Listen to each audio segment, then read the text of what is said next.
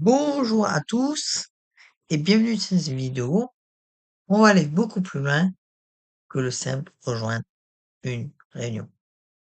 On va explorer les fonctionnalités avancées de Google Meet, les astuces pour gagner du temps et surtout tout ce qu'un hôte doit maîtriser pour mener ses réunions comme un pro. Que tu sois enseignant, formateur, chef de projet ou simple utilisateur avancé, cette vidéo est faite pour toi. Commençons par les bases, mais les bases bien maîtrisées. Et ça va être activer et désactiver le micro et la caméra. Mais pour ça, déjà, on va lancer une euh, réunion. Donc, en instantané.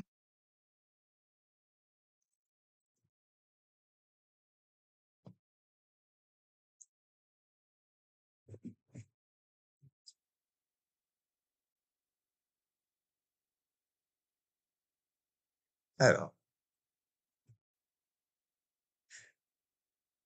donc là, j'ai activé du coup la caméra comme il me l'a demandé, avec le micro. Donc, la réunion qui s'est créée. Donc, il n'y a pas de souci, c'est parfait, c'est ce qu'on a besoin. Donc, du coup, en bas de l'écran, tu as la barre d'outils principale. Bon, c'est relativement simple. Donc, tu as 2 boutons à gauche. Tu as le premier, le micro, et là, tu as la caméra. Donc, du coup, si je veux couper le micro, ça va être comme ça. Donc, je vais couper le micro. Là, si je veux activer la caméra, ça va faire pareil. Et là, je la désactive. Bon, là, vu que là, je suis en train de tourner la vidéo, ça ne fonctionne pas, vu que j'ai eu un message d'erreur. Mais quand c'est rouge, c'est que c'est coupé. Ensuite, tu as les raccourcis clavier indispensables quand tu es en plein présentation. Donc, tu as le contrôle D, donc P, D, P, réouvert. Donc ça, c'était pour le micro. Ensuite, tu as le contrôle E pour la caméra. Bon, là, ça me met qu'il y a un souci avec la caméra. Toi, vu que tu ne tourneras pas de vidéo, tu n'auras pas de souci de caméra. Pour les Mac, je crois que c'est l'espèce de petit symbole de Mac, plus D et pareil, plus E. Mais je ne suis pas sûr, vu que j'ai pas de Mac.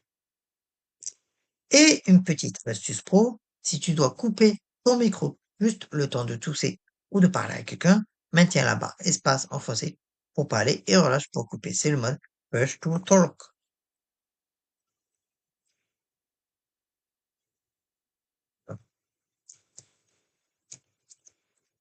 Ah,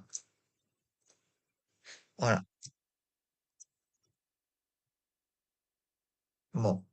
Là, ça bug un peu sûrement parce que je suis en train de faire la vidéo et de faire la vidéo. Mais t'as vu, quand j'ai cliqué sur la barre d'espace, ça l'a fait. Mais du moins quand j'ai changé de bouton.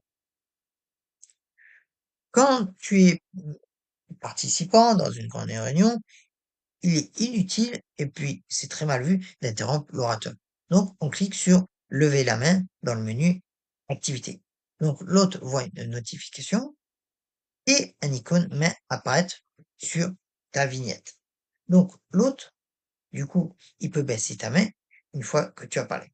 Mais d'ailleurs, je vais inviter mon compte perso. Donc là, tu vois, donc, du coup, j'ai mon compte perso qui est arrivé. Donc, pas de souci. Donc, tu, je vais faire, en plus, vu que je suis sur le portable. Ah, tu vois, il y a une notif là, vert, comme quoi Anthony a demandé et il a levé la main. Donc là, tu vois, je peux baisser la main comme ça. Bon, je refais la manipulation. Je baisse toutes les mains. Donc, c'est relativement simple. Ensuite, tu vas trouver les sondages. Donc, on va le chercher. Donc, hop, alors,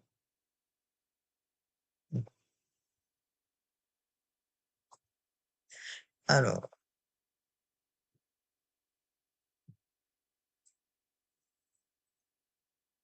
alors, tu vois là, je suis allé dans les points là, dans les outils de réunion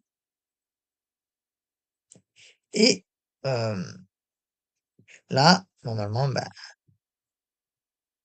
il y a les sondages. Donc, normalement, avec les sondages, bah, du coup, du moins quand tu es hôte, tu peux du coup créer un sondage en temps réel avec une ou plusieurs options, lancer le vote pour tous les participants, voir les résultats en direct et choisir d'afficher ou non les résultats aux participants. Donc c'est parfait pour des votes rapides, des quiz de formation ou simplement prendre la température d'un groupe. Bien évidemment, malheureusement, vu que je suis sur une version gratuite, bah, je ne peux pas. Donc il faut avoir du coup Google Premium. Alors, ensuite, ben, il y a les paramètres d'hôte, parce que en tant que hôte, tu as accès à un panneau dédié. Donc, les contrôles d'hôte, donc il faut cliquer sur la commande de l'organisateur. Donc là, grâce à la commande de l'organisateur, tu peux avoir, donc, du coup, tu as la gestion par l'organisateur. Donc, en l'activant, tu peux autoriser les contributeurs à partager leur écran, envoyer des réactions, allumer la caméra, le micro, autoriser les participants à envoyer des messages, mais aussi tu peux, genre par exemple, dire que l'organisateur doit ranger la réunion avant tout le monde. Et le type d'accès à la réunion, donc ouvrir personne n'a à demander à rejoindre la réunion, donc tout le monde peut y participer par téléphone, ou soit ouvrir aux personnes de confiance. Donc les utilisateurs peuvent rejoindre la réunion sans avoir à demander s'ils ont été invités via leur compte Google. Tout le monde peut participer par téléphone. Et il y a la petite coche, tout le monde dispose du lien de la réunion, peut demander à y participer. Et tu peux aussi autoriser les contributeurs à partager des modules complémentaires d'activité ou autoriser les applications tierces à collecter l'audio et la vidéo.